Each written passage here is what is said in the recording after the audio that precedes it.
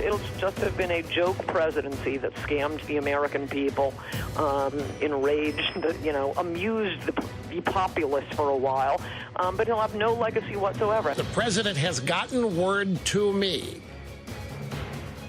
that he is either getting funding for the border or he's shutting the whole thing down. I think that not funding the wall is going to go down as one of the worst things to have happened to this administration. Forget Mueller. The wall has to be built. All righty then, welcome back to AM Joy. How many broken promises does it take to lose one's base? Well, Donald Trump, for one, has managed to break a lot. He never repealed Obamacare, never managed to lock her up, or remove Syrian refugees from American soil, or balance the federal budget. But it isn't until now, as the precious, his beautiful southern border wall, hangs over the fires of Mount Doom. It's a Lord of the Ring reference. Google it. That his staunchest media allies are vowing to turn their backs on him if they don't get that wall. We're talking Fox News pundits and right-wing talking heads, the ones who helped propel Trump to the White House, and who wield more power than an entire row of electrified steel slats. Like in Trump We Trust author Ann Coulter, for instance, who penned the ultimate Trump regrets piece, calling the president gutless and a sociopath, and another word I probably shouldn't say on TV because it's Christmas. Steve Doocy on the Fox Curvy couch piled on, saying that Trump will look like a loser if there isn't a shutdown to make the American people pay for the wall that Trump said Mexico would pay for. And let's not forget Rush Limbaugh, the golden microphone, who told his radio audience that Trump personally promised him he'd shut down the government over the wall. Trump and his party went on to dutifully and very obediently shut down the government, and we're now in day 2 of that, with no end in sight, which led occasional Trump critic, who votes with Trump 84% of the time, according to 538, retiring Republican Senator Bob Corker, to tell CNN, quote, "We have 2 talk radio hosts who influence the president. That's tyranny, isn't it?" Joining me now, Jason Johnson, politics editor at TheRoot.com, Tiffany Cross, founder of the Beat DC, MSNBC's contributor, EJ Dionne, and author and media analyst Eric Boehlert, who's in the box. He's in a disadvantage for everyone else. But I'm going to come to EJ first. I want to play you a great piece of sound from my friend Don Lemon on CNN. This was Don on Friday. Republican leaders in Congress thought they had a deal with the president to let everyone go home for the holidays and keep the government funded through February. Well, that's until Trump apparently got spooked by Ann Coulter and the outrage of right-wing media. Ann Coulter? Is Ann Coulter running the federal government? President Coulter. Has a ring to it. EJ, that's not lemonade, that's lemon shade. Your thoughts? Well, the president has communicated with me that he will not reopen the government until Ann Coulter says, yes, you can.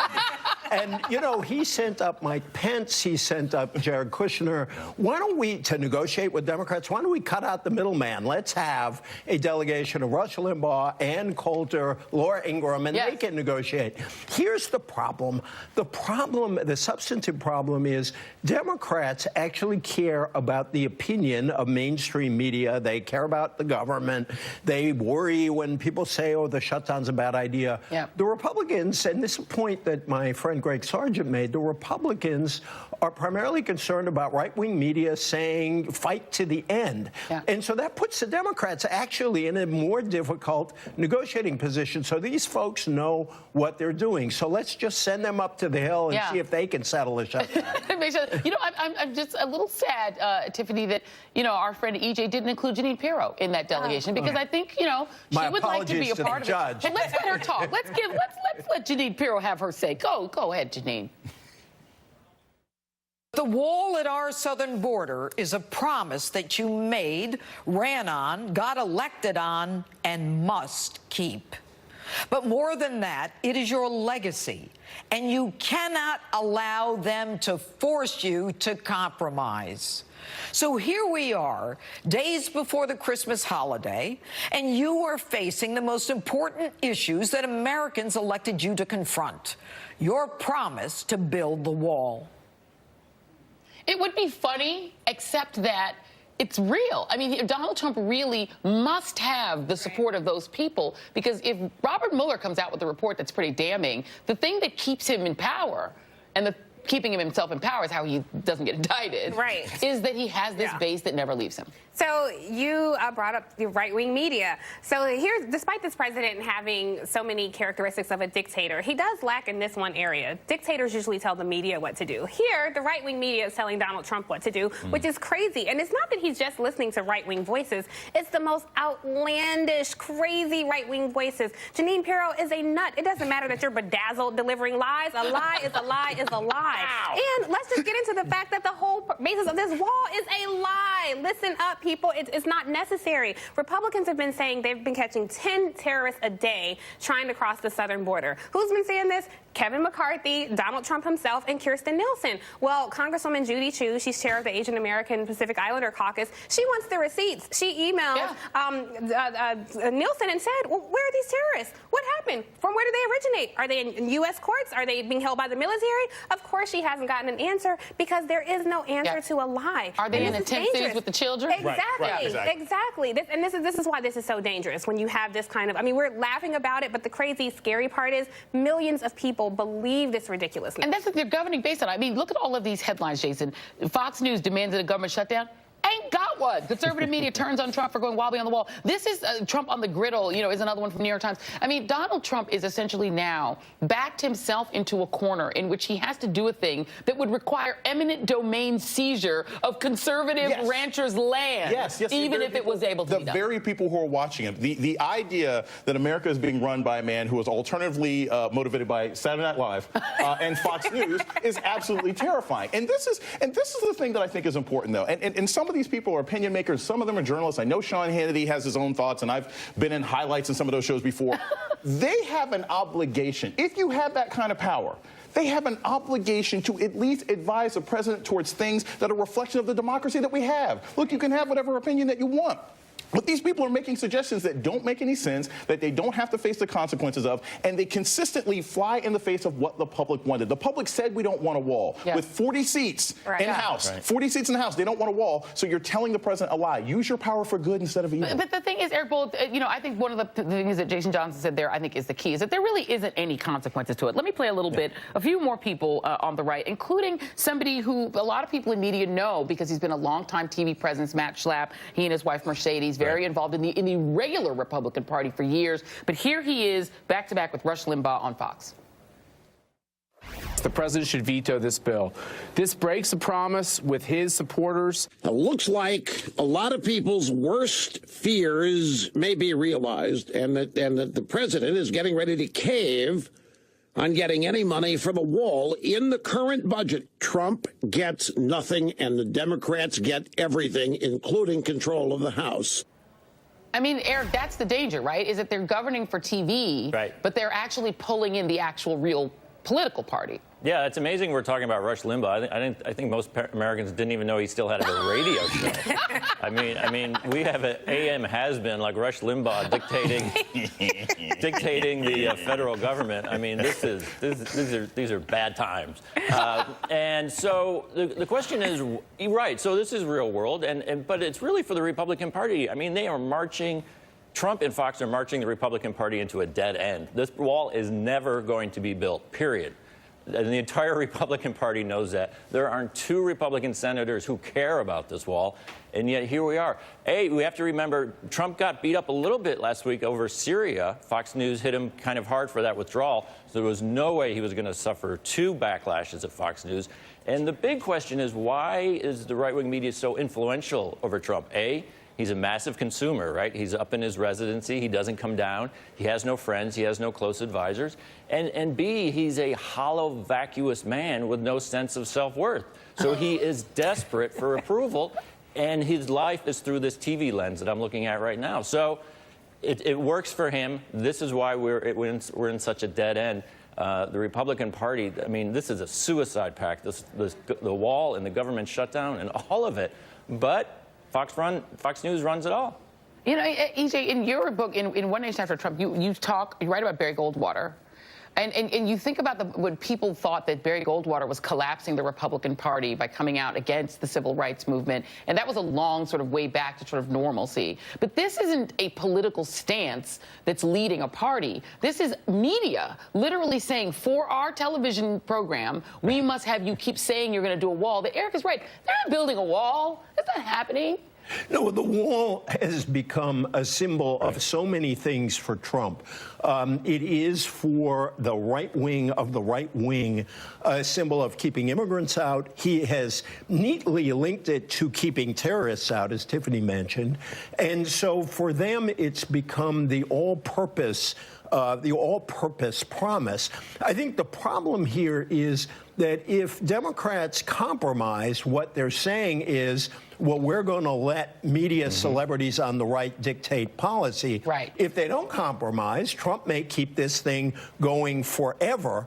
But you're still left with the fact that Donald Trump is not a strong man. He's a weak man. He's a strong man who fundamentally is weak because he simply can't look at this base and say, we got to govern the country. This is a 98% Republican budget, for goodness sake, and he's just holding out for this. They won't demand that of him. They don't force him to do that. And this really started the day that Barack Obama was inaugurated. The right-wing Republicans, they said, we're going to obstruct anything this guy does. And in order for them to do that, they needed the right-wing media to perpetuate constant lies. And now here we are. I've said this before. This is Michael Eric Dyson, not me. But Frankenstein was the doctor, not the monster. This is the monster you have created. And now we're all suffering. And we can't pretend that this isn't real, right? As crazy as we think it is, as impractical as it is, you do have a GoFundMe that raised $14 million. There are people who believe in this wall. So it's not completely coming out of Trump's head. The realization, though, that he has to find is that, look, again, none of the Republicans in Congress really want to do it. It can't be done practically. You can't build giant manga robots to stand at the border and shoot people. None of those things make sense, even though that's something you would imagine. And so at the end of the day... But you can't build giant manga robots? Trust me, because if we could, I would be there. Like, I'd volunteer immediately. Pacific Rim on the coast. But the idea that the problem also is he can't find a way to negotiate this better. Because there's a way he could probably get something and call it a victory. But when you announce to people that this is my demand and you can't do anything else, the Democrats don't have a choice either, even if his base wants. But you know the thing is, though, Eric, and I wonder if you've studied right-wing media for a long time, is there someone, I mean, Judge Napolitano has been on Fox, Shep Smith has been on Fox News, just saying the actual truth to people, whether they like it or not, no matter how much they try to push back and take it away. They're just saying, no, these are crimes, Napolitano says, and they have to listen to it. Shep Smith has the microphone. Is there someone in conservative media who has the heft and the credibility among that base to look them in the eye and say to them, look, people, this isn't going to be done, and to walk Trump off this ledge? Right. No, truth-telling is not a strong point of the right-wing media. And as EJ was saying, you know, the wall has become so much more. You know, Judge Napolitano can tell the truth about lawsuits and plea agreements and indictments. But when we're talking about the wall and the specter of racism and the specter of white nationalism, there is no clear thinking. It becomes so much more. It's a worldview. And no, I don't think anyone on Fox News will have the courage to stand up and say this wall is not going to be built. We have no short-term strategy for this government shutdown. This is all going to end badly. This is a fantasy that Trump sold them on, and they're clinging to it. And, well, then, EJ, then I guess I have to then ask the bigger societal question. Is there someone, a figure outside of media who could say to the country, because this is happening in white America. Let's just be blunt. This is not happening among people of color. There aren't a ton of people of color who are on this side. The Republican Party is now a 90% white party. And the beliefs that the country's being invaded by a caravan that's 1,000 miles away on foot is, for a lot of people, to Jason's point, real. Like, they actually fear these changes. They fear these demographic changes. Is there someone in the world, in the country, who has the heft to say to people, since Trump won't do it, we need to walk back from this ledge?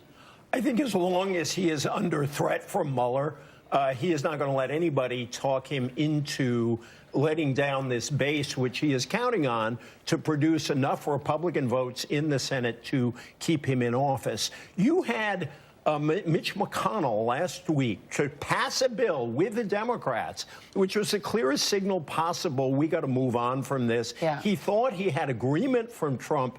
And so what you have here is Trump was for a shutdown before he was against a shutdown, before he was for a shutdown again, when he realized he couldn't accept the deal that Mitch McConnell made for him. I don't see anybody right now on the right who can just stand up and say, Mr. President, get off this. Look, tomorrow, if Vladimir Putin said, I don't want you to build the wall, the wall doesn't get built. Is that the answer? We're waiting for manga robots and Putin? I mean, manga robots and Putin, or Taylor Swift, somebody who speaks to white people. Like, seriously, objectively speaking, I think only an outside force that shames him into it. And honestly, I think, Erdogan, if Putin gave a speech, if someone asked him a question and he said, look, I don't think this is a good idea, America is strong enough on its own, and the president and I have spoken about it, I actually think that would make him change. Eric Boehlert, I have to give you, I know we're going to lose you. I mean, is that what we're waiting for Vladimir Putin to come out and come out against the wall, for Donald Trump to walk back from this ledge? Well, it makes sense, right? He cheered the Syrian withdrawal, and I'm sure that's why Trump did it. So it's the Manchurian candidate times 10. This is where we are. I'm speechless. I don't think I've ever been speechless in my life.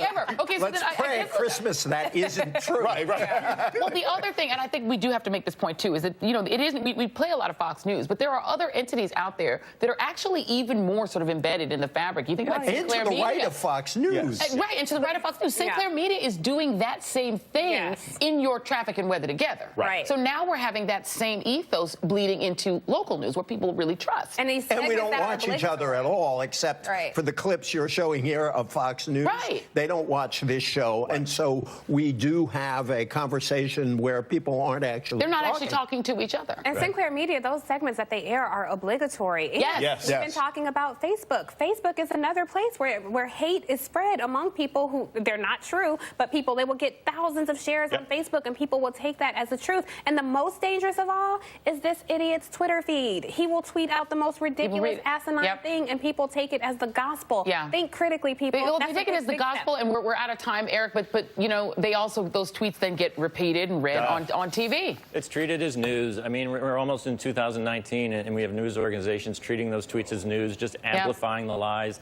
We got to fix that. We got to fix that. Well, it's a difficult place to be when he withdraws from Syria on Twitter, right? So it's what do you do? Jason, Tiffany, and EJ will be back later in the show. Eric Boehlert, have a wonderful, happy holiday. Thank you very much for being here. All right.